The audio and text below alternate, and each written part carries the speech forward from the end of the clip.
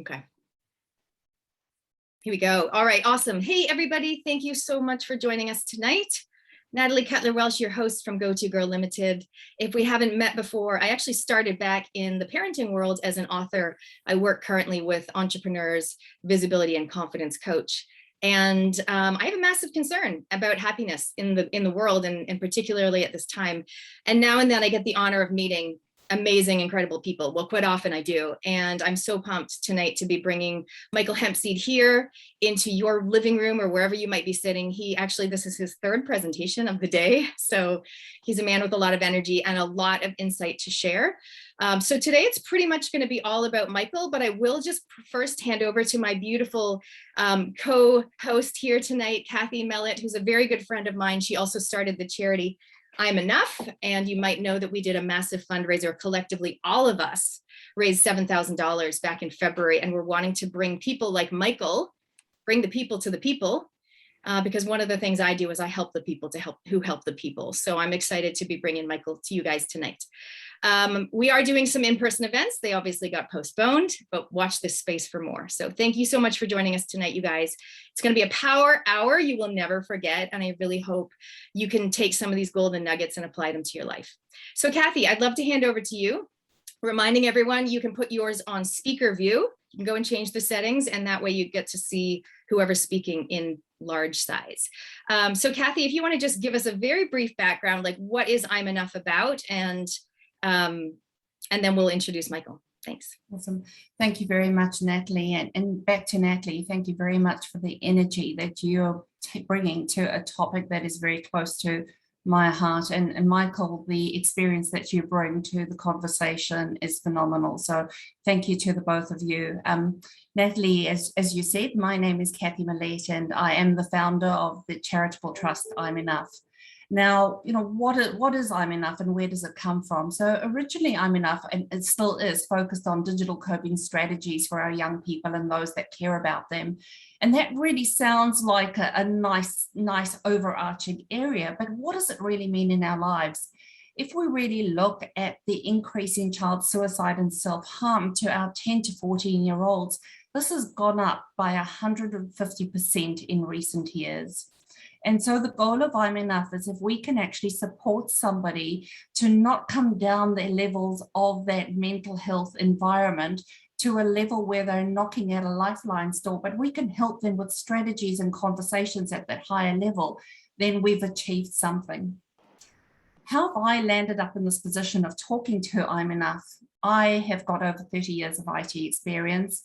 I also own my own digital agency, and Net Branding has been an agency that I've been the chief dishwasher and who knows what for the last 12 years. And in essence, through that agency, what I see is the positive that social media and digital and the internet bring. But through that exposure in my parent capacity, I'm so exposed to parents who are struggling with their young people or those that we care about in this environment. And so often I was approached by families who were really stuck.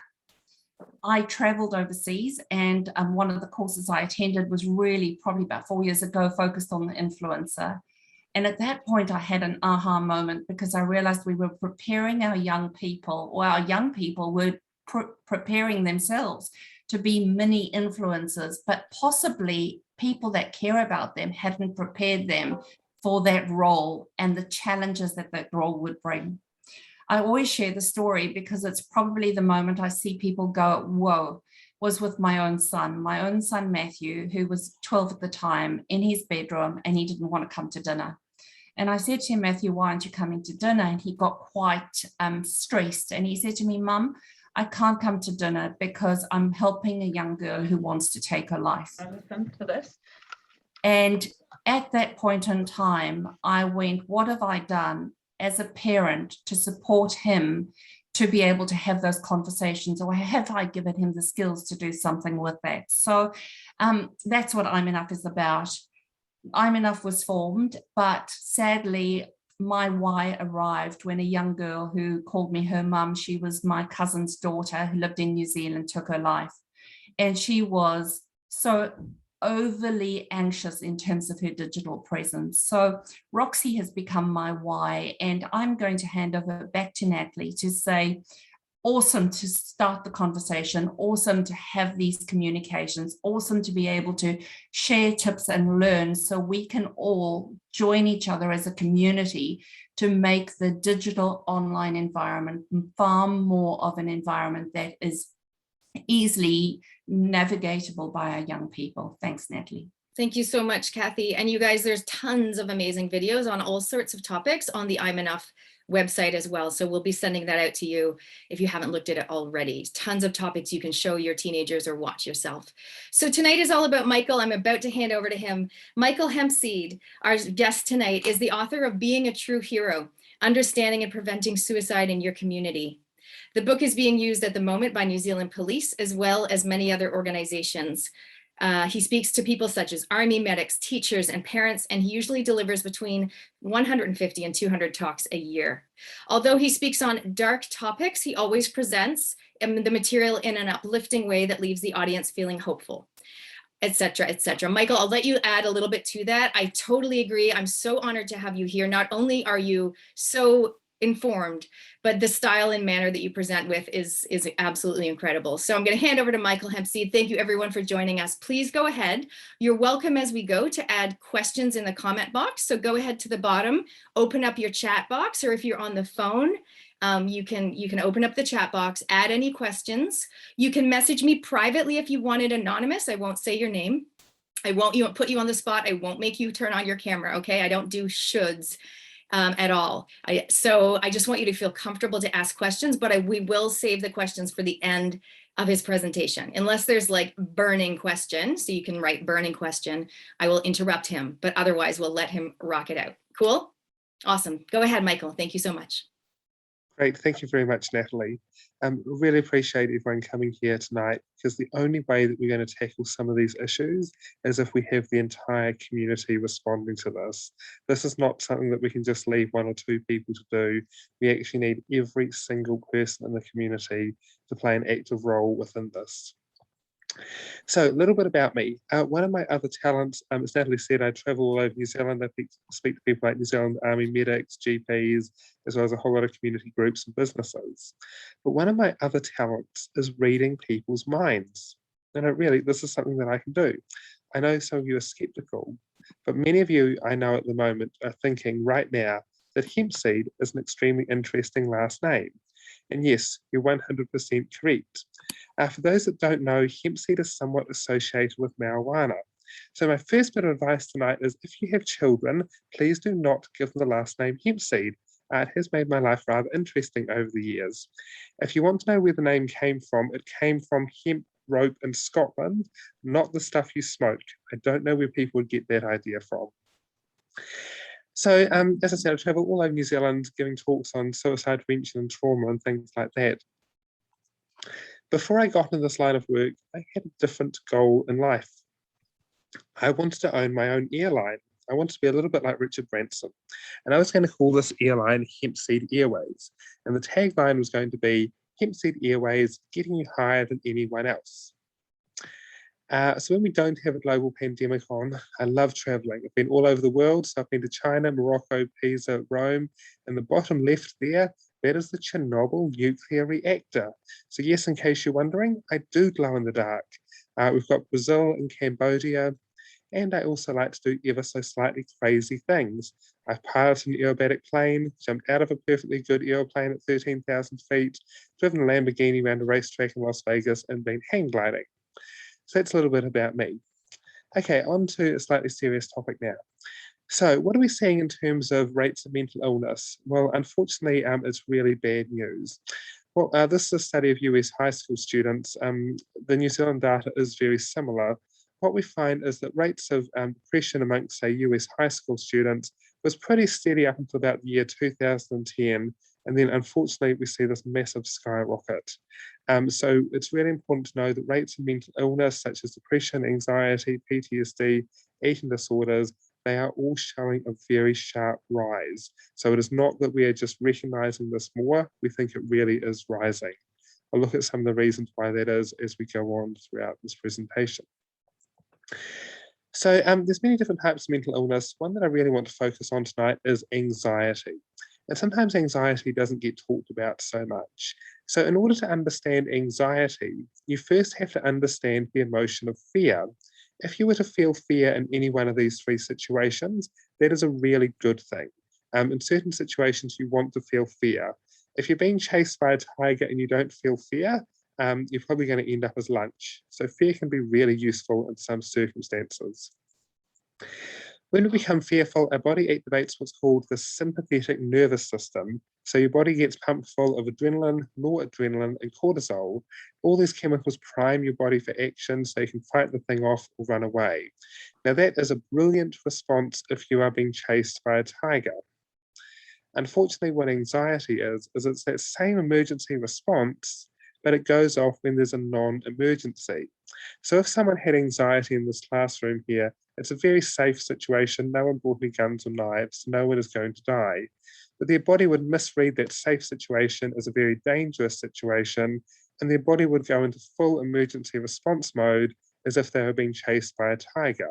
And they could feel the same panic and terror they would experience if they were being chased by a tiger. It's important to know people are not overreacting with anxiety. If your brain thinks you're in danger and you're about to die, it will take over. So when we become really anxious, we go down to a part of the brain called the crocodile brain or the brainstem. And there's just 4 things the brainstem can do. We often talk about the fight or flight response, but there's 2 others, the faint and the freeze response. It's really important to talk about the freeze response because actually it's probably the most common. It's estimated something like 70% of people in earthquakes actually freeze. So we do need to start paying more attention to this. And a lot of victims of sexual assault say, it was my fault, I froze, and they think they meant they were a coward when actually it was a biological response and there wasn't a lot they could do. So if you've got teenagers, you're probably sending them to school. And one of the things we obviously send people to school to do is to learn. But there's a bit of a problem here. When the brain is in threat mode, as I said, it can only fight, flight, faint, or freeze. None of the learning happens in the threat brain, it only happens in the safe brain. So if we've got students that are anxious, they won't learn. There's a big international educational report called PISA, and over the last few years, we've found New Zealand is falling behind educational achievements, and our academic achievements been declining quite rapidly in the last decade. And I think anxiety probably plays a really big role in this. As I said, rates of anxiety are rising dramatically, and if we've got anxious students, they can't learn. So unfortunately, when people are anxious, sometimes they do some rather dumb things. This happened about 5 years ago in America. And there was a man at a petrol station and he had a terrible fear of spiders. So he did what all of us would do. He took out his lighter and he lit the spider on fire. And the car and the petrol station and everything else. We don't think the spider made it. Now you might ask, what on earth was he thinking? Well, he wasn't thinking. He was just in fight mode, attack the spider. He wasn't thinking, I'm going to look like an idiot on the news tomorrow. And so one of the problems with anxiety is it tends to keep us in the here and now. So a lot of people that are anxious, they'd rather stay home than go to school and do an important test, which might jeopardize their future later. So people with anxiety want to stay in the here and now. So one of the things we found is that there's quite a strong link between fear and violence. A lot of people that are really anxious become really aggressive.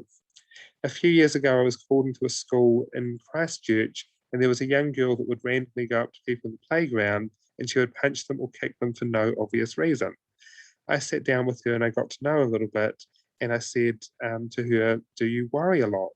And she said, all the time. She had really bad anxiety, and no one had picked this up. So why did she attack those other students? Well, if you have anxiety and you think everyone around you is a threat, some of us would attack first to try and prove that we're the strongest. So this has got big implications for school bullying and, say, domestic violence.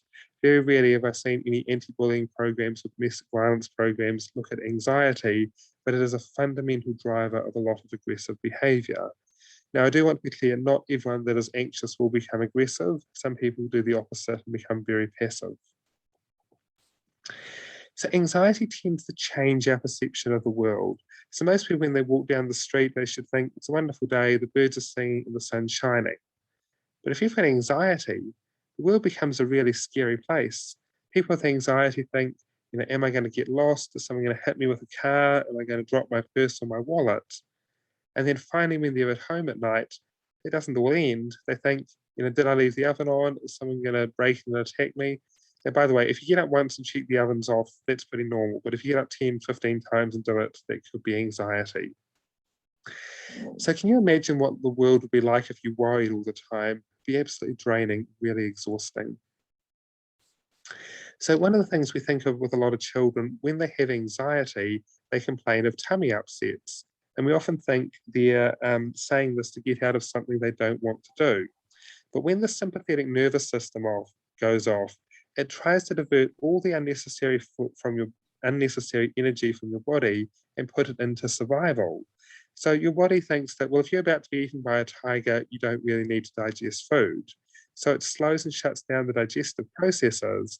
And so people feel real pain. They feel like throwing up or they feel like soiling themselves. They're not doing this to get out of something they don't want to do. This is really how they feel.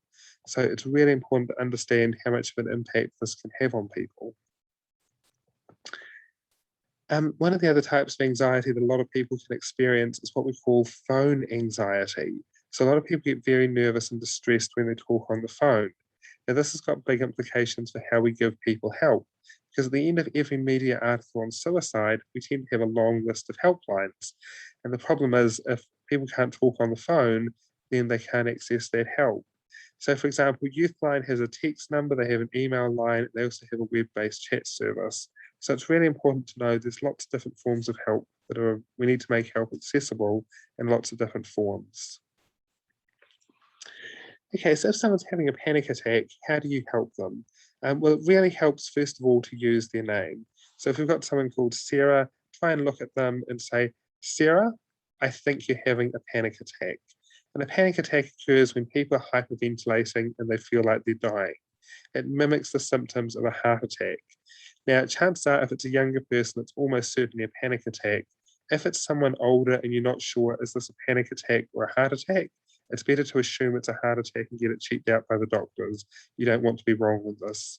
But if it's a young person, it's highly unlikely it's a heart attack.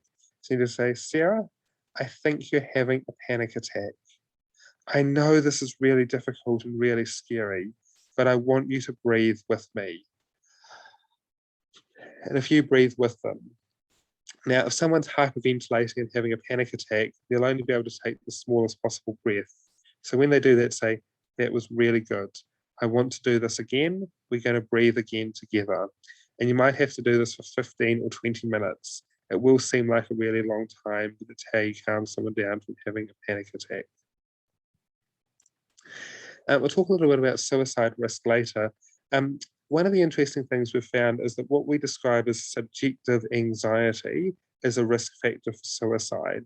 And what we mean by subjective anxiety is if someone thinks their anxiety is really bad, that can lead to suicidal thoughts. I'll tell you how to address that a little bit later on. Okay, so that's a little bit on anxiety. One of the other things that may cause a lot of distress in young people today is what we call sensory processing issues. And not a lot of people have heard of this, so I'll explain what this is. Basically, people with sensory issues, they perceive the world more softly or more intensely than other people. So if we had 30 people all watching a TV screen, most people would hear that at a medium volume. So if the TV was set at a medium volume, most people would hear that at a medium volume. But if you've got sensory problems, a lot of people, one, hear it much louder, but they don't just hear it at a louder volume. They often say it's like the sounds are attacking them.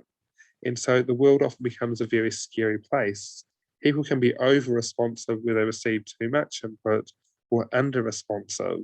And under-responsive can be problematic if, say, someone touches a hot stove, they don't realize they're burning themselves. To give you an idea of what this can do, unfortunately, if someone has sensory issues, their nervous system often gets put into full alert mode. And so we might think someone's sitting calmly in class, but then if the smallest thing starts to go wrong, they can explode and act out. So it's really important to know that sensory issues can cause some pretty difficult behaviour. So this was a real life case study. So last year there was a 16-year-old girl that had been self-harming and suicidal for over a year. She tried multiple medications and therapies and nothing was working. Someone asked her about sensory issues, and it turned out she had a severe sensitivity to noise, and she didn't know this. A lot of people don't actually realise they have this because they've grown up with this their whole life. So we got a noise cancelling headphones, and the family stopped using noisy machines around her, and the self-harm and suicidal thoughts went away. If you want to know why someone could be self-harming or suicidal at that point, imagine if every single sound, every little light, every little smell seemed to attack you and overwhelm you. Unfortunately, that's a world that some people say they don't want to live in. Now, this is treatable, and there are a number of things that can be done about this. So if you go to a doctor, hopefully they'll be able to look at this, or the other person that can possibly help with this is an occupational therapist. So this can occur with all the senses. So I'll mainly talk about sound because that seems to be the most common. But for example, with touch, some people with sensory issues, they find things like the inside seams of socks. They say it feels like a saw grating against their feet. Some people that are visually oversensitive, they say white paper is like looking into a bright spotlight. So things that we do every single day that we don't even think about can become incredibly difficult if you have sensory issues. So as I said, there's over-responsive where people receive too much information. And what we think is happening here is that filtering out irrelevant information is really important. So if you're in a cafe, you need to not listen to all the other conversations and just focus on the one that's happening to you. We think if people are over-responsive, that filtering doesn't happen, and so people get bombarded with information. Then the other one, as I said, is under-responsive. This is particularly problematic for, say, people touching hot stoves, but it's also problematic. A lot of people that are under-responsive are quite clumsy. So for me to hold something in my hand, I need to know how much pressure to apply to that. But if I'm under-responsive, I don't get that information, and so people let things fall through their hands, or they hold things too tightly and they break things.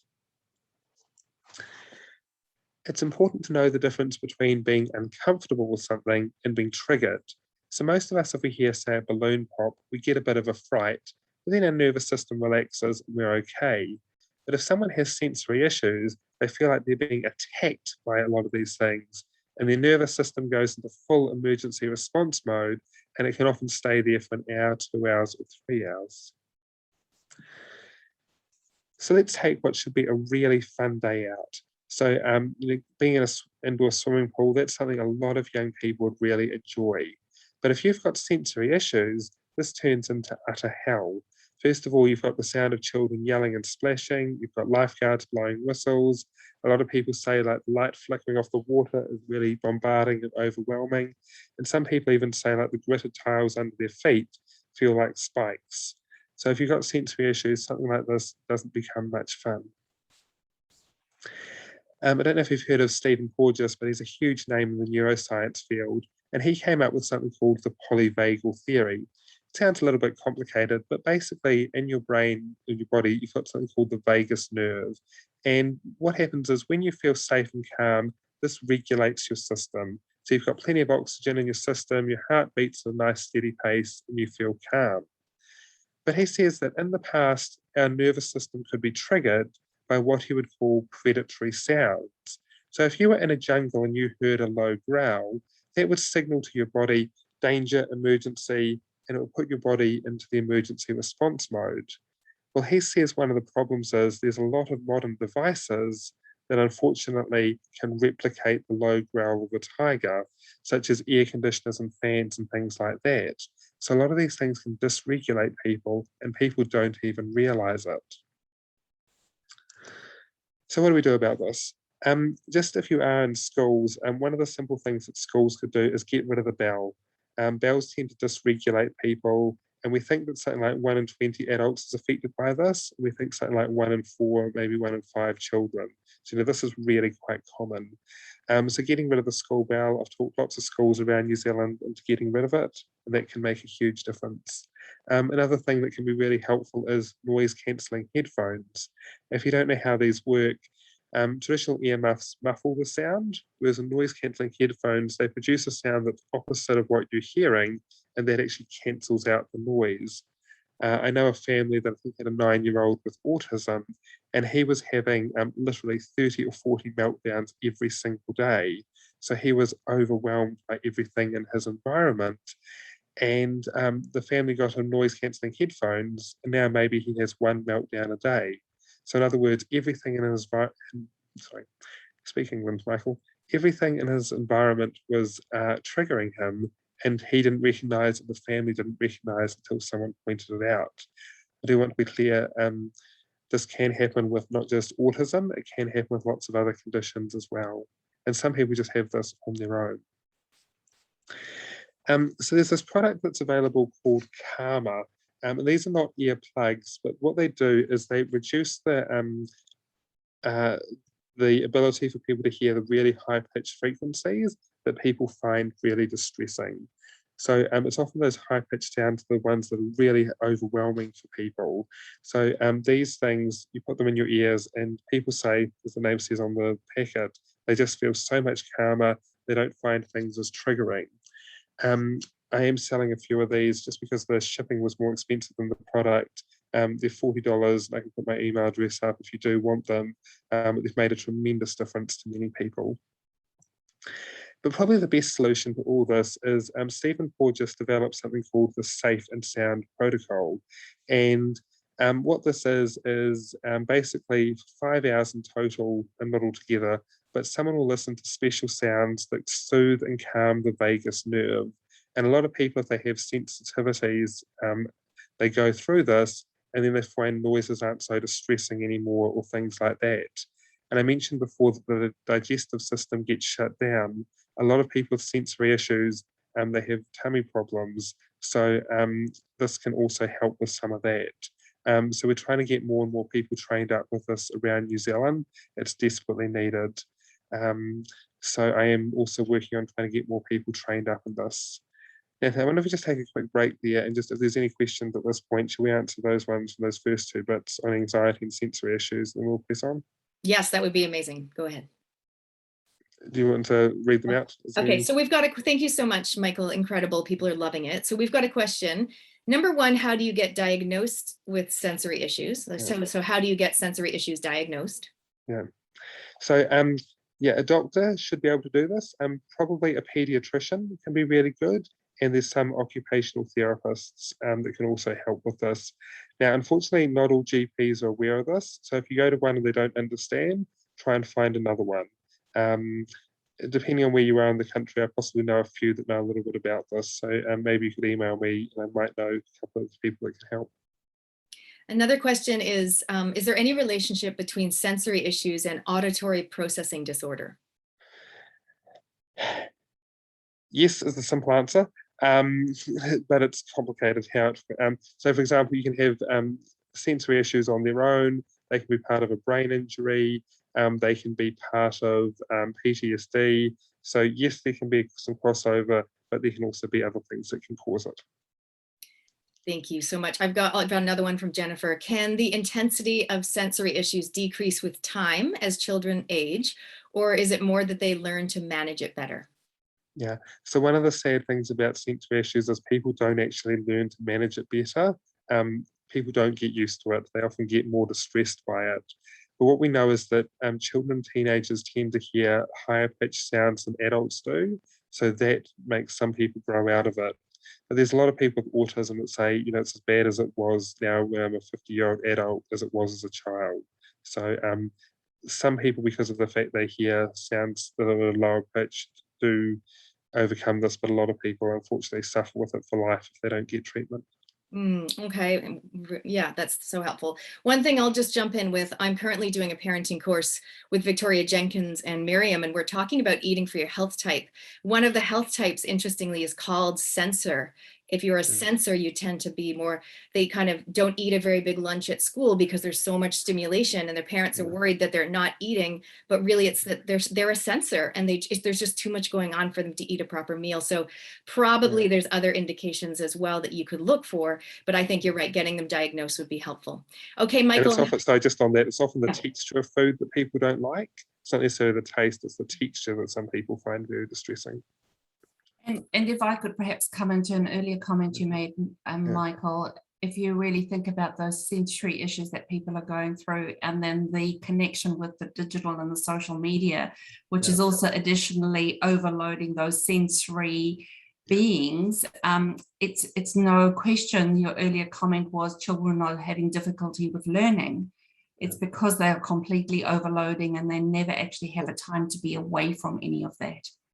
Yeah, and we think the proliferation of LCD screens everywhere probably overstimulates a lot of children. So yeah, there's some big challenges there. Okay, on to sleep, my favorite topic.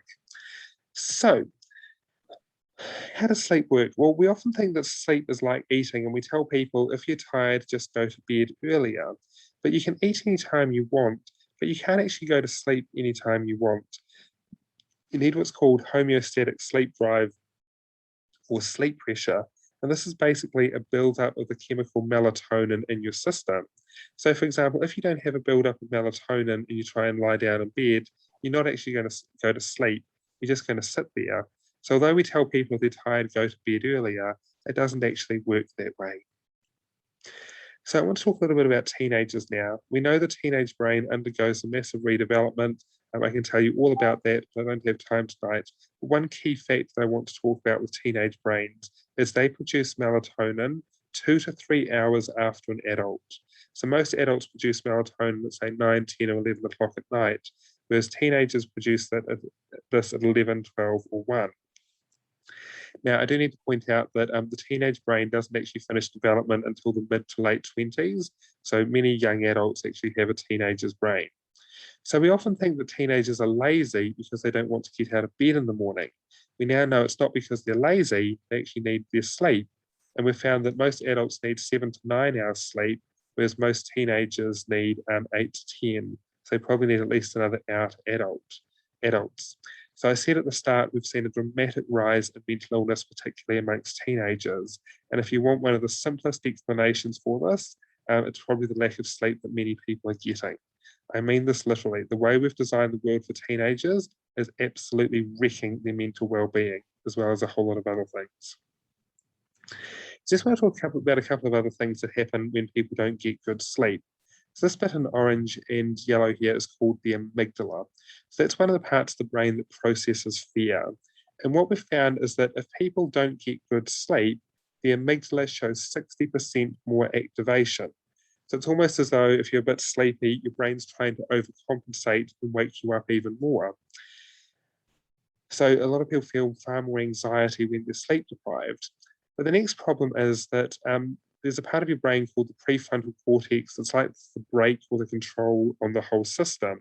And normally the prefrontal cortex tells the amygdala, calm down, don't worry, it's all right. But we've found when people are sleep deprived, the link between the prefrontal cortex and the amygdala isn't really there. So you've got this hyperactive amygdala saying danger, emergency, trouble, and you've got no break.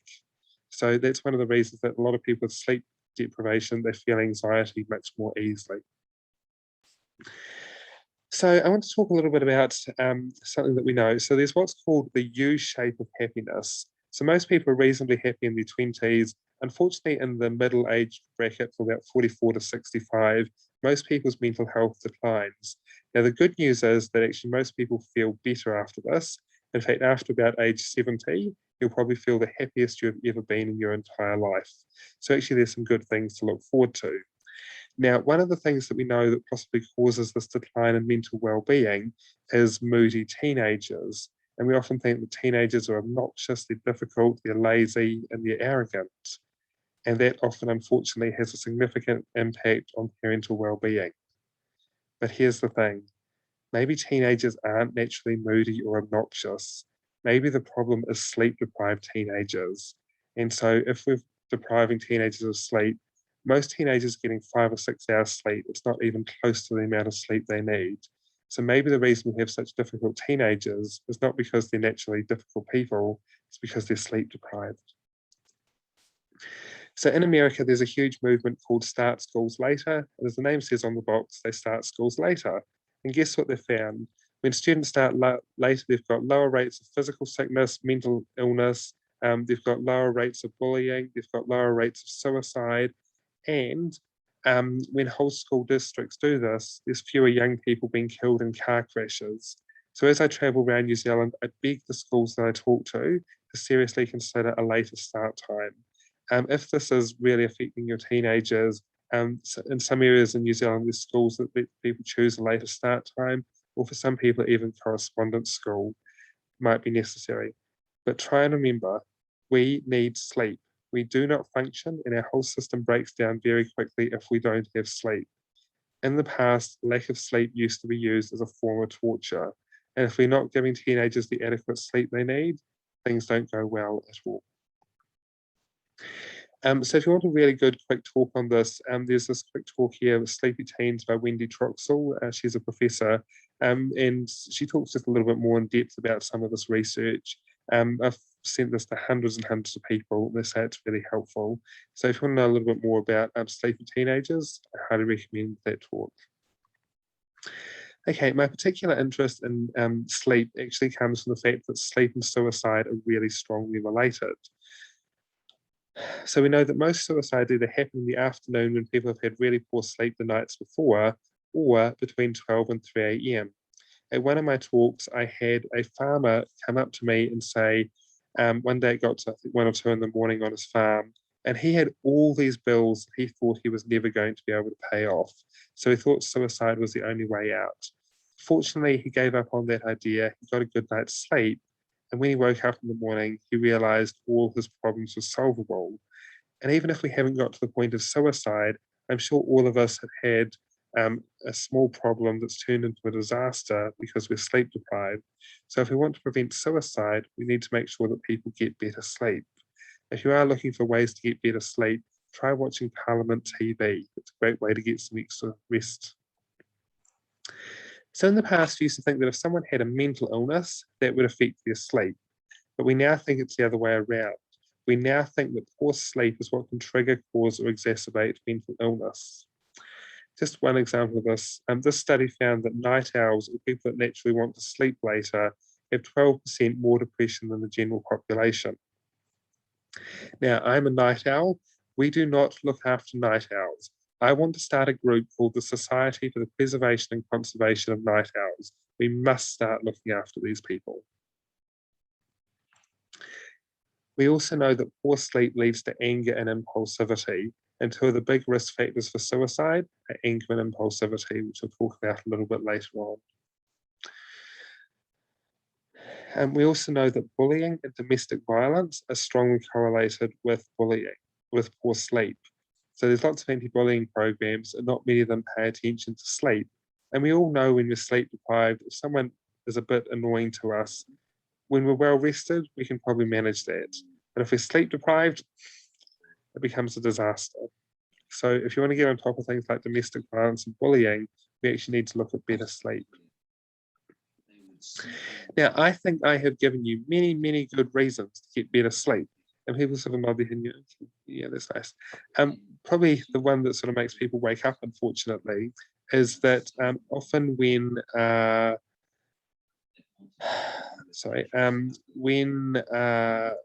what we found is that there's a strong relationship between poor sleep and weight gain. So there's a chemical in your gut called ghrelin, and what this is supposed to do is it's supposed to tell your body that you are full. But what we found is that if you're sleep deprived, this thing doesn't activate. So you can eat a whole meal, but you still feel hungry, and so you eat another one and still feel hungry. This is one of the reasons that poor sleep is associated with weight gain. So I found in my seminars, in terms of trying to motivate people to get better sleep, they sort of think, oh yeah, suicide, okay, that's all right. But when I talk about weight gain, suddenly people look at, really, really, and they pay attention to that. So which hours of sleep do you think are the most important? Well, many people think it's the first hours of sleep, but actually what researchers have found is it's the last hours of sleep, particularly the last 60 to 90 minutes of sleep. So we often think that if you're supposed to get 8 hours sleep, you only get 7, close enough. Well, unfortunately, you're losing the most restorative parts of sleep. The way sleep works is there's 4 main stages of sleep. 3 of them are called NREM or non-rapid eye movement sleep. And the 4th one's called rapid eye movement sleep. You go through these stages 4 or 5 times throughout the night, and we think that last 60 to 90 minutes of REM sleep is deeper, longer, and more restorative than all the others. So it's really important to know that full and complete sleep is very important. So how do you know if you're getting enough sleep? Well, one really simple question is, when you wake up in the morning, do you feel really tired? If you wake up feeling tired, you're probably not getting enough sleep. So a couple of things that can help you get better sleep. What we've found is that broken sleep is worse than short sleep. So this is where you go to sleep, you get woken up, you go to sleep, you get woken up. One of the key reasons why a lot of teenagers or children have such poor sleep is they sleep with their phones on. So I really encourage you, put your phones in flight mode or on silent at night. Whatever it is, the latest Justin Bieber album, it's not worth getting your sleep wrecked for. And another technique, what we've found is that one of the leading causes of insomnia or sleep problems is racing thoughts. So this occurs when people can't shut their brains off and their thoughts just go round and round and round. They wake up and so they go to sleep and then they lie down for ages and they find it's 1, 2, 3 in the morning, they've got no sleep. So a really simple technique to manage this is to take a physical pen and paper and simply write down what is on your mind. And what this does, it gets the ideas out of your head instead of them going round and round, it gets them out into something positive. So if you're the sort of person that does worry a lot or doesn't get a good night's sleep, just try writing your thoughts down on a piece of paper. There's just a few things that can help you get better sleep, but for more complicated sleep problems, there is the Sleep Well Clinic, that's a nationwide sleep service. Whatever the cost of getting this addressed is, it's worth it. At one of my seminars, I think 70-year-old man came up to me and he said, I had sleep apnea where you have breathing difficulties and you wake up multiple times throughout the night. And he said, oh, look, it's a bit late now to do anything about this. I said, look, come on, get this assessed. And he said, after 1 or 2 nights good sleep, he said, I feel like a new man. So, it's never too late to do anything about this. And if you go to my website, if you go to the resources tab of beingatruehero.com, I've got lots of resources on there, sleeps, there's books and videos. So I really am very passionate about sleep. If you put me in charge of New Zealand, there was one thing that I could do to improve our rates of mental illness. It would not be hiring more counsellors, it would be getting on top of sleep. And it's to my immense frustration that almost none of the government documents that have come out have given any sort of focus to sleep. So this is something that we must look at. If I ever run for public office, my slogan is going to be, make New Zealand sleep again.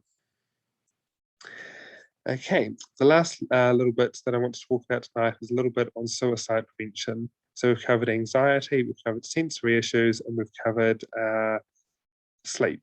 So if we get on top of these things, they can dramatically prevent a lot of suicides. But there's a couple of other things that can really make a difference as well. So some people think that, well, suicide prevention is pointless. There's no point even trying. If anyone believes that, they should know about this study. Between 1937 and 1971, 500 people were stopped jumping off the Golden Gate Bridge. Years later, researchers followed them up, and they found that a staggering 94% were still alive or died of natural causes. So in other words, if you can help someone in time of crisis, there's a really high chance that they will live. So which group in New Zealand has the highest suicide rate? Well, believe it or not, it is men 85 and over. We never talk about this age group, and that's one of the reasons our suicide rates are going in the wrong direction. Just to give you an idea of how high this is, men in this age group, their rate per 100,000 is 62 per 100,000. The next highest one is 20 to 24-year-olds, and theirs is 36 per 100,000. New Zealand does have the highest teen suicide rate in the developed world, and our rate is 15.6. Australia is 6.8, so almost 2 and a bit times that. So although the highest suicide rate is men 85 and over, we do have a high teen suicide rate. But if we want to get serious about suicide prevention, we've got to look at men and suicide. Something like 74% of all suicides are male. And yet in the National Suicide Prevention document, they mention Maori, they mention rainbow, and they mention youth. Where are men? If we want to do something about suicide, we need to target male suicide prevention programs. Now, some people say, oh yeah, but men don't want help. Well, I was on the board and eventually became the chair of the Canterbury Men's Centre. And I can assure you, men are willing to take help. The Canterbury Men's Centre actually became the largest provider of counselling in Canterbury. So when men are offered help, they will take it. So we often think that suicides only happen after a long history of depression, and certainly depression can be a risk factor for suicide. But what we've found is that a third to a half of all suicides are the result of a same-day crisis, such as a relationship breakup, getting fired from a job, maybe losing a lot of money, or humiliation on social media. A lot of suicides happen so incredibly impulsively. I used to be a youth worker in a medical centre here in Christchurch, and we had a young Olympian come to see us, and she had set her whole life on the goal of going to the Olympics and winning a gold medal for New Zealand. The day before she came to see me, she got a rejection letter in the mail, and without thinking, she immediately tried to end her life. It was just such an instantaneous decision. And people say, oh, but she must have been really depressed before that. But if you think you're going to the Olympics and you're going to win a gold medal, you're probably not depressed. So in terms of suicide prevention, some suicides do happen very quickly, but others there are more warning signs. So if you recognise any of these warning signs, you need to talk to the person about this. I'll tell you how to do that. Although we're mostly talking about teens tonight, just be aware, if this is a work colleague, if this is a friend, you should also intervene in that.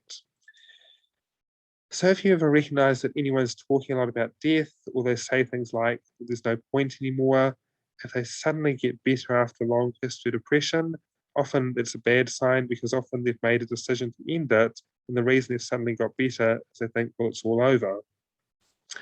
Ruminative thoughts have been identified as a risk for suicide. This is where, say, if someone had a breakup 10 years ago and they're still stuck in that negative thinking and it goes round and round in their head and they can't stop thinking about it, that's definitely a risk factor. Giving away prized possessions out of the blue. So I'm not talking about a mother that gives away a family heirloom on her wedding day. Just if out of the blue someone posts all their possessions for sale on Facebook, start asking questions. Writing goodbye notes. We used to think that if people expressed suicidal ideation, they weren't serious. That is very much a myth. Always, always take it seriously. Significant negative changes or events like a relationship breakup, talking about wanting to die by suicide, and feeling hopeless. And a lot of people don't go around saying, I feel hopeless, but they might say something like, if they've had a relationship breakup, they might say, I'm never going to find anyone else. And that's a really hopeless statement. So if you hear any of those warning signs, you need to go up to the person and ask them about suicide. Now, some people will say, hold on, no, this is not my job. I'm not trained in this. I shouldn't do this. Well, we don't have psychiatrists patrolling the streets looking for people that are suicidal. The person that's most likely to pick this up is often someone like a family member, a friend, a colleague, or someone like that. So anyone can ask and get someone to help in terms of the help that does need to be left to the professionals. So if someone said to you something like, they've had a relationship breakup and they say, I'm never going to find anyone else again, you need to go up to them and say, you just said to me, you don't think you're going to find anyone else. I know this might be a really difficult question, but does this mean you're thinking about suicide? And people worry, well, will I offend the person? Or what if I'm not sure? It's always better to be safe than sorry. I've asked literally hundreds, if not thousands of people this question in my life, and no one's ever been offended. Sometimes they say, oh no, it's not that bad, but they're usually glad I asked. So we don't mind if they say no, that's okay. But what do we do if they say yes? Well, if someone does say yes, a really good thing to say is, I am so glad you told me that. If someone's just admitted they're suicidal, they're probably feeling really vulnerable. And if they hear the words, I'm so glad you told me that, they'll think, yep, I told the right person, I made a good decision. So, will they tell the truth? Yes, the overwhelming majority of people will tell you the truth if you ask in a gentle way. What should you do if you think they're joking? Well, one day someone came up to me and they said, I'm going to go kill myself now. And they were laughing and they were smiling. I was 99% sure they were joking about this. But I stopped them and I said, sorry, you just said to me you want to kill yourself. Do you really mean that? And then slowly they nodded. And so sometimes if people are making a joke about it, maybe they don't know how to express their emotions. So always, always take it seriously. So if someone is suicidal, you need to make a safety plan to keep them safe in proportion to the risk that they are in. So for example, if someone says, I'm going to do it next year, they need less help, not no help, than someone that says they're going to do it this afternoon. If someone's going to do it this afternoon, whatever you are doing, it is not as important as helping save that person's life. You need to stay with them and get them more help. If you're not sure where to take someone to, a really good place to start could be a GP. The reason I say a GP is you should be able to see a doctor fairly quickly, whereas if you put someone on a counselling wait list, it could be 6 to 12 weeks. So if someone's in a suicidal crisis, they need help then. If someone's about to die then and there, you should call the police. I've only ever had to call the police on 3 people in my life, and they weren't very happy about it. And they said, you effing. But one of them thanked me that night, one of them thanked me about a week later, one of them thanked me a month later. So even if you have to upset someone in the short term, saving their life is more important than that. And people say, oh, well, what if they told me, I'll only tell you if you promise not to tell anyone else? It's important to know that human life and human safety are always more important than privacy. We've made privacy into this God that's the supreme good, but actually that's not correct. The Privacy Act does allow you to break confidentiality if you believe someone is in danger of death or serious harm. And I mean this quite literally. People in New Zealand misunderstanding the Privacy Act has killed people in this country. So we need to be crystal clear on what the Privacy Act does and does not say. One of the other risk factors for suicide can be something called PMDD, or premenstrual dysphoric disorder. So a lot of women, when they have their period, they might be a bit moody, they might feel a bit down, and they might have some cramping. But a lot of people that have what's called PMDD, they have an extreme form of this. And instead of just feeling a bit moody, they absolutely crash. And they often have very intense thoughts of suicide. And unfortunately, a lot of people don't know they have this because a lot of women say, oh, my period was really bad. And we don't talk about what this is. So this is usually treatable and manageable, but people need to know about it. So how do we really help people? Well, we often tell people that if they're in a bad situation, we tell them to speak up. The problem is, if you're in a really bad situation, often you don't want to speak up. So instead of speaking out, telling people to speak up, we need to reach out to people. So if you recognize that someone's in a bad way, you shouldn't, we're often taught to ask someone, are you okay? And the problem is, if you ask someone, are you okay? You almost always get the yes or I'm fine response, even if they're not okay.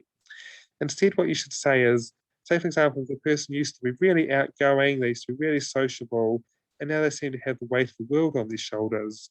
You should go up to them and say, lately, I've noticed you don't seem to be yourself. I've noticed that you don't seem to have the same energy and enthusiasm for life as you do. I'm not angry, but I'm really concerned about you. Have you noticed this too? And if you say that, most people, it starts a conversation far more than just asking, are you okay? Now, one of the things that can happen is, say, I come into a lot of workplaces and there might be 100 people there and they all know one person isn't coping and they all think someone else will do something about this.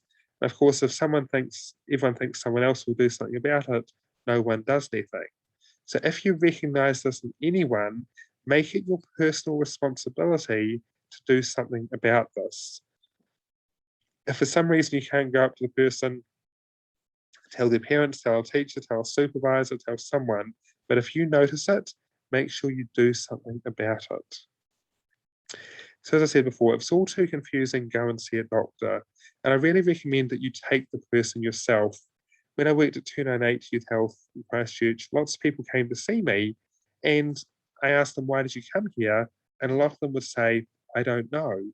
And what that meant was someone had booked the appointment for them and they didn't tell them why they were going. So if you go along with the person, you can tell the professional what you've seen and what your concerns are. I host a radio show on Plains FM, and I've asked person after person with personal experience of mental illness, if you had one bit of advice for someone going through this, what would it be? And person after person has said to me, they wished they knew they could change counsellors or doctors. So in other words, if the help you're getting is not helping you, it's important to know you can change. So sometimes people say, oh, there's no help in New Zealand, all the services are full. Well, that's not necessarily true. It's estimated there's 5,000 social services throughout New Zealand and 2,300 just for mental health. So if you Google the Family Services Directory, that has a complete list of all the help and support agencies that are out there. And I really encourage you, no matter who you are, just go on there and just get to know some of the different services in your area, because you never know when you might need to refer someone there. Just want to point out one really great service, and that's if you're in the upper South Island or the North Island, there's Yellow Brick Road, and in the bottom of the South Island, there's ABLE. These two organisations, they support whole families going through difficult times. And often what we do is we put all the help and support to the one person that's struggling, and we forget about everyone else around them. And well, actually, we need to try and make sure there's help and support for everyone. Okay, I've just got a little bit more that I want to talk about just before I get on to the final bit here. I'm working on a nationwide project to try and address serious mental illness. Unfortunately, there's lots of help and support for mild to moderate mental illness, but there's very little help and support out there for serious mental illness. There's an amazing treatment called TMS, and that stands for transcranial magnetic stimulation, and it zaps the brain with really powerful magnets. What you can see here is on the left, this is a depressed brain, and then look what their brain is doing. The white and sort of pinkish bits show the brain has got more activation and doing more. Look how much more activity there is, how much healing can happen. So TMS is this incredible treatment. It's got a 70% success rate for treatment-resistant depression. That's absolutely astounding. And unfortunately, this is only available in 3 locations in New Zealand, and it's very expensive. But part of the project I'm working on, we're trying to bring this to more and more small regions around the country. In order to do that, part of what we need is we're looking for an interest-free loan of $700,000 payable over 10 years to purchase 10 of these machines, and we'll put them in small regions around the country. We hope this project will prevent 100 to 200 suicides. So I know some people are struggling, but look, if you happen to know someone with money, you might happen to have a rich uncle that just has $50 million in the bank. Just put it out there, if by some chance you know someone that might have some money, wants to give us not a donation, but an interest-free loan, we'd be really keen to talk to you. I'll put my email address up in a minute. Right, so what do we do about that third to half of all suicides that are same-day crisis suicides? Well, often when people like me get up to speak, they tell you about all their amazing achievements, all the great things they've done throughout their life. But I'm going to do the opposite of that. I'm going to tell you about my biggest failure. In 2012, I was living in the UK, and I had always wanted to do a magic trick in front of a large audience. I saw the audition for Britain's Got Talent, so I thought, why not have a go? I auditioned, I got through to the TV show. I did a few rehearsals for this, and they went really well. It came to the day of filming, and I said, I need 20 minutes backstage to set this up before I go on. And everyone said to me, that's fine, that's not a problem. Unfortunately, someone came to me at 4:30 in the afternoon, and they said, we need you on stage now. So nothing was set up correctly. Everything that could possibly have gone wrong did go wrong. And everything that could not possibly have gone wrong also somehow managed to go wrong. I had 3,000 people in the audience, yelling off, off, off. It's one of the worst moments of my entire life. But it gets worse than that, because Amanda Holden was absolutely horrible about my teeth, and this was going to be broadcast in front of 12 million people. So if you're going to fail, fail big, right? Yeah. So when this happened, I thought my life was ruined. I thought every time I apply for a job, someone's going to Google my name, they're going to say no way. And then anytime I wanted to get into a relationship with someone, they were going to Google my name, say it's not going to happen. So I was running school camps in the UK at the time this happened. The day after the show aired, a new group came in. And I was really hoping they had not seen the most popular show on TV. Unfortunately, they had, and they asked me what happened. Well, first of all, I went round and I asked them what their talents were. And it came to me and I said, my talent is failing. And they all laughed at me. But then I said, no, I'm serious. Anyone can fail once. That requires no effort, no skill. But to have the talent of failing, you need to fall off the horse, get back up and try again. Now, this was a group of teenagers. They didn't give me a lot of feedback at the time. But afterwards, some of them came up to me and they said, we think you're one of the most inspiring people we've ever met. And I thought, hold on. I made a turkey of myself on national TV and they were calling me inspiring. And to be honest, I thought they were just being nice about it and trying to make me feel better. But then another group came in, they'd seen the show, I told them the story and I got the same reaction from them. Since I got a good reaction from two groups, I thought there might be something to this. Since then, I've told a lot of people the story and I did a Tedx talk on this a few years ago. It took me a long time to work out why people liked my story, but eventually what I realized is we are allergic to failure as a culture. And so that young Olympian that I talked about, when she failed, she thought her life wasn't worth living.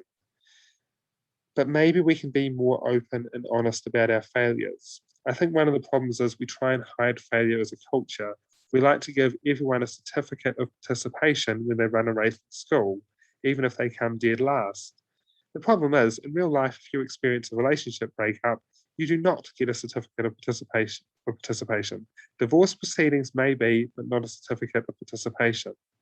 And so a lot of people have grown up, they don't know how to fail. And if there's parents here, I beg you to let your children fail. Do not sugarcoat it, do not make life easy. Because in the real world, you will fail all the time. And if people don't know how to fail safely as children, when they fail as adults like that young Olympian, things can go very wrong. We often write failures out of history. For example, Abraham Lincoln owned a business that went bankrupt and it took him 17 years to pay off the debt. And many of us hear about Lincoln as this amazing human being that played a huge role in ending slavery, and we never talk about his failures. But I think we should write these failures back into the history books. It is not to bring these people down. I say it makes these people even greater when we know that they overcame such adversity. But if you want to do something about that third to half of all suicides as a result of the same-day crisis, I dare you to share your big failures with people. I don't mean the little ones. I don't mean the time you knocked the coffee cup off the workbench and we all had a good laugh about it. No, not those. The time you got fired from that job that you really wanted, you were absolutely heartbroken. The time you had that soul-crushing relationship breakup, or the time you lost money to that internet scam. If we are more open and honest about our failures, that means that when other people fail, they feel better about it. I said when the disaster on Britain's Got Talent happened to me in 2012, I thought my life was ruined. I can tell you today I'm genuinely happy and I love what I do for a job. I give somewhere between 150 and 200 talks around the country every year, so I'm not exactly short of work. A few years ago, I met the wonderful Evita.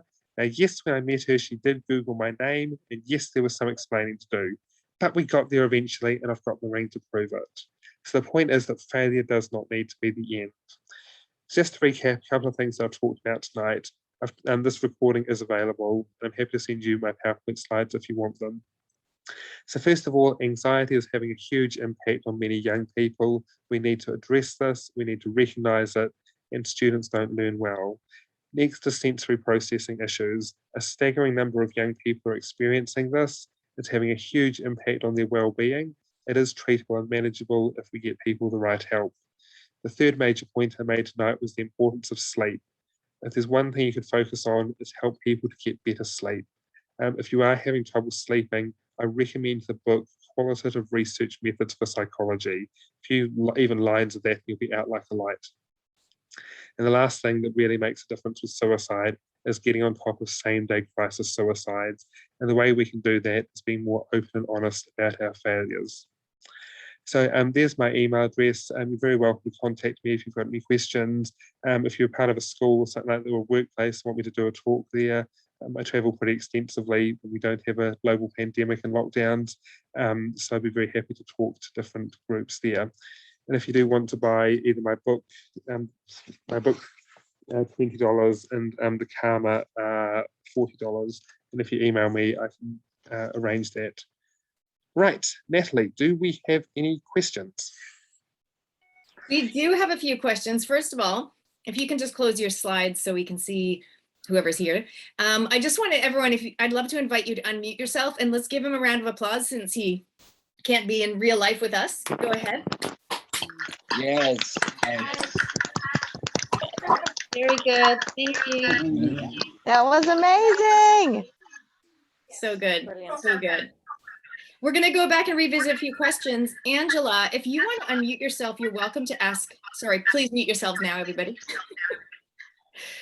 Angela, if you want to ask your own question, you can, or I can read it out for you. But first, we've got Joe Davenport was saying, what about daily regular physical activity or movement for mental well-being, especially anxiety? How is that playing out in terms of recommendations for teens? Is that being taken seriously? Yeah, absolutely. So just to be very clear, I've only talked about sleep tonight. We certainly know, obviously, eating well and exercise are hugely important. Well, interestingly enough, we think that sleep is actually twice as important as those other things. We certainly know that good sleep is really, really important. So exercise is really important and critical. One of the things that exercise does is it produces cannabinoids, which is the same stuff in cannabis that makes you feel happy. It's a natural high without doing drugs. So getting good exercise can make you naturally feel happy. So it is really important. Is it being applied? To be honest, what we're seeing a lot of the time is that physical exercise is being traded for maths, English, and science. So I think there could be a much bigger focus, on some of this stuff. And I think sometimes people think exercise has to be boring, but actually we can make exercising fun and exciting. And I'll just jump in there as a parenting author as well. If possible, if your teenagers will still let you exercise with them. Ruby and I've gone for 3 runs in the past lockdown. I'm not really a runner anymore, but it's time with my daughter who's 14, and she'll still let me run with her or behind her. A couple meters behind, I can't keep up. So, I mean, hey, it is an opportunity possibly for connection if they'll still be seen with you. Angela, do you want me to read it out, or you want to unmute yourself? No, I'm okay. I've unmuted myself. So no, I just had a question about the sleep, because I suppose I have a teenager who has gotten into really bad sleep habit, and lockdown has just made it incredibly worse. I cannot get him out of bed. Like, he would be the first day of lockdown, you go in there about 12 times and he's still asleep at 6 o'clock at night and has not left his room. And so it's a matter of, you're saying there's too little sleep. I've got someone who's getting too much sleep, and also, but it's obviously then affecting his sleep pattern. And I just, so I'm, at the point where I can't get him out of bed, can't motivate him. His sleep is totally out the window, and schoolwork nothing's getting done. Yeah. So I'm mainly talking about insomnia or the lack of sleep, but also hypersomnia, wanting to sleep too much. Probably most people sleeping more than about 11, 12 hours can form hypersomnia. So that often is addressable. So it is really important. Maybe look at the Sleep Well Clinic for that, and they certainly can help with that. It is very You get to a clinic, did you say? The Sleep Well Clinic. So if you just Google Sleep Well Clinic, they can probably help with something like that. Thank you.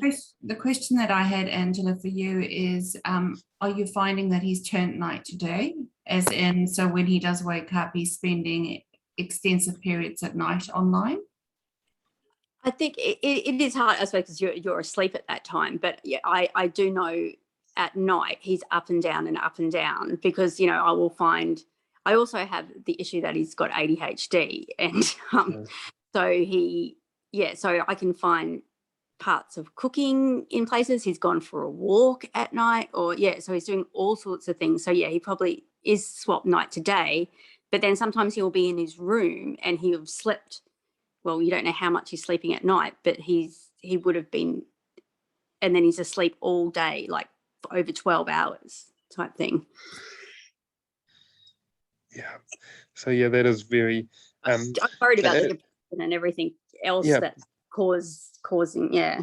Yeah, but whatever. Like obviously, the Sleep Well Clinic can look at lots of causes of fairly complex sleep problems. So yeah, they can absolutely address that. Thank you. Awesome. Do we have any other questions? Just go ahead and comment, or if someone does want to unmute, you're welcome to do that too. We've got about 5 or so minutes left that I set out available time. Any other questions for Michael or for Kathy?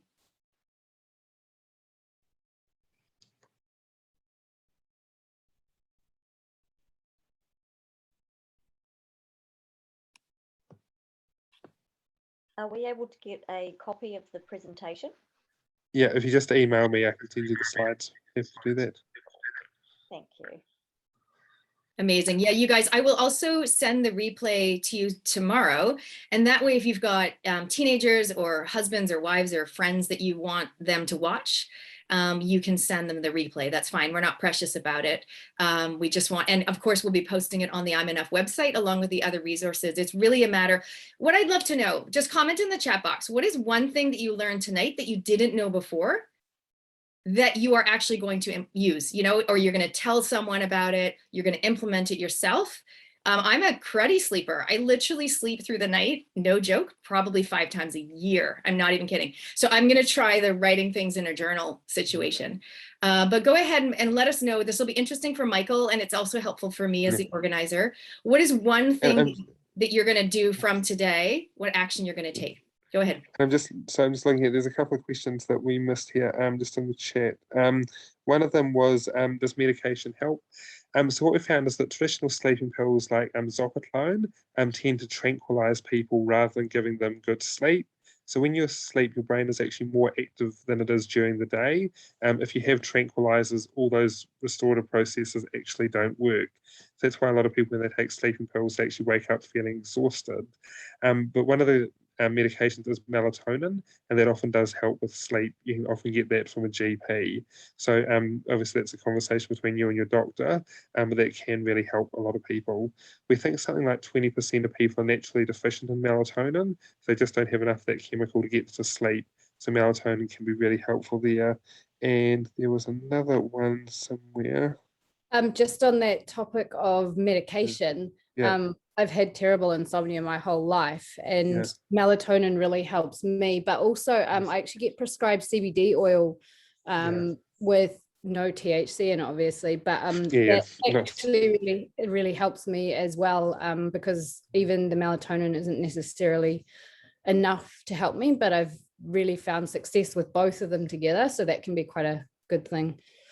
Yeah, absolutely.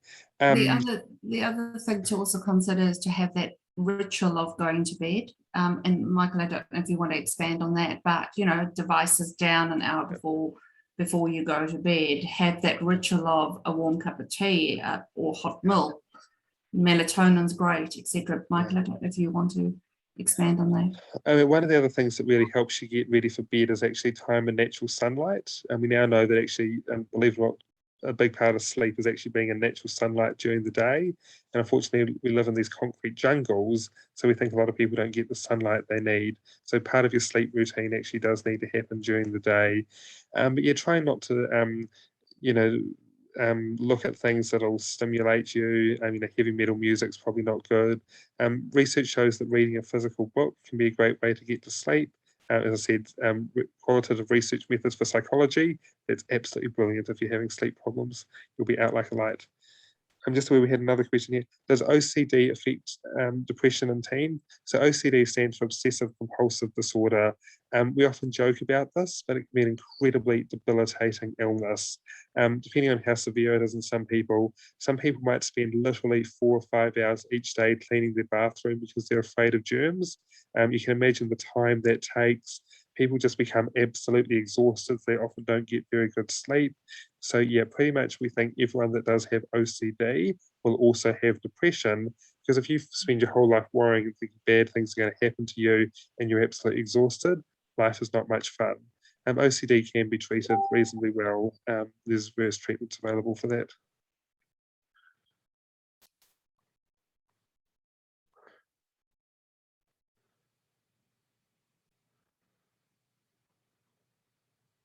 I think we've got another question. I just need to find it.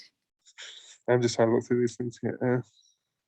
Someone's asking, does depression lead to sleep issues or the other way around? I think you mentioned something like that before. Yeah, so obviously it can go both ways. The research in the last 10 years is that actually poor sleep is probably one of the strongest predictors of depression. So we now think that poor sleep is actually a precipitating factor in a lot of mental illness. So for a long, long time, we thought it was a result. We thought that if someone developed depression, then it's the depression that affects their sleep. We now think in so many cases, it's actually the other way around.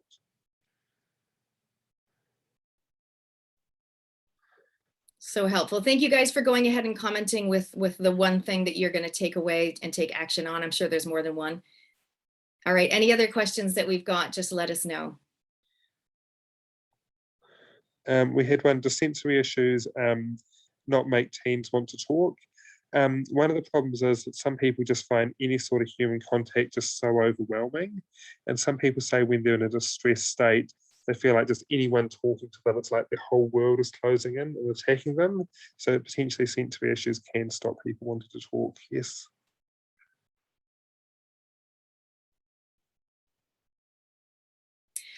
So Michael, like one of the perks of lockdown, I think, is that hopefully teenagers can sleep in longer. I want to sign a petition. If you're starting a petition, start schools later. I work for myself though, so it's not a problem for me, but I know it won't be great for some working parents. Anyway, what about kids that have to get up early, like rowing, swimming? I mean, is there anything, I guess they just need to go to bed earlier? Look, well, they don't. This is what they can't go to bed early because they just lie awake. So in all honesty, cancel swimming practice at 6 a.m. For example, in Sweden, a lot of schools start later and they have they have a shorter school day and sports practices after school. Look, one of the things that's become quite apparent with recent events is a lot of professional athletes have really high rates of mental illness. And a lot of people talk about the pressure that these athletes are under, but I actually think it's a lack of sleep. Many people, these young teenage athletes with a teenage brain, they're getting up and going to the gym sometimes at 4 or 5 in the morning. They are absolutely wrecking their sleep. So we can't change our biology. We actually need to change the world to fit our biology. So we need to think seriously about some of these things. But in the meantime, what do you suggest? Because it's not happening at the moment. Yeah. I mean, I guess it's not really a substitute. Like we know you can't make up sleep debt, but really making sure on the weekends they get as much sleep as possible. One of the other things we know for a lot of professional athletes is if they get injured and they've had poor sleep, they're more likely to experience a much worse injury.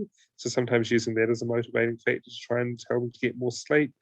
A lot of professional sports teams in America are starting to take sleep really seriously, and they're often finding that teams that get better sleep are more likely to win at, say, American football. So I think we do actually have to take this seriously. You know, people say, oh, this is too difficult and, you know, we can't have a whole school starting later, it's too difficult. Well, the 660 suicides we have every year, that's an inconvenience. You know, the staggering rates of mental illness that we have, that's an inconvenience. Come on, we put a man on the moon in 1969. You're telling me 1 hour later school start times are difficult? Come on, we love creating problems for ourselves. We can do this. It's not that difficult. I say to schools, if it's too difficult to change the whole thing, why not choose a Friday and make that day later to start? And then if that works, Thursday and so on. But, you know, we've got to start taking young people's well-being seriously. Amazing. Thank you so much, you guys. We're going to wrap it up there. Michael, as always, you've been incredible. When we did our Thriving Teens event, you guys, they only got 20 minutes of Michael, and tonight you guys got a power hour. So thank you so much for taking the time for joining us. I will be emailing you guys with the replay and a couple of links. I know he mentioned quite a few things in his presentation. definitely reach out to Michael. He's incredible. If you want to hook him up with a speaking gig, he's busy, but he'll squeeze you in because it's super important. I've got a lot of time that suddenly opened up because of these lockdowns. So he can go anywhere in the South Island, or not in Auckland, basically at the moment. Anywhere on Zoom. Okay. All right. Amazing. And congratulations, Michael. I know you've got a son. I think, how old is your child now? Just about 6 months. So you know about sleep deprivation a little bit as well. Sorry. All right. Thanks so much, everybody. Thank you for joining us. And if you get in touch with me, if you want me to bring you more amazing people like this on various topics that are helpful, we can do that. I've got a few people in mind. So get in touch with me. Let me know what you thought. And let's, help each other and change the world together. Thank you so much, you guys.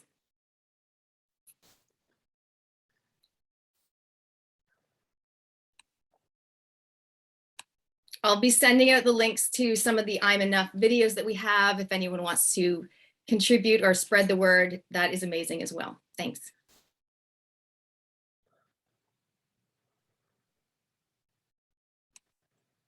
Another way you guys can help Michael, if you want to do a LinkedIn review about his speaking, that's always welcome as well. All right, see you guys. Thanks so much.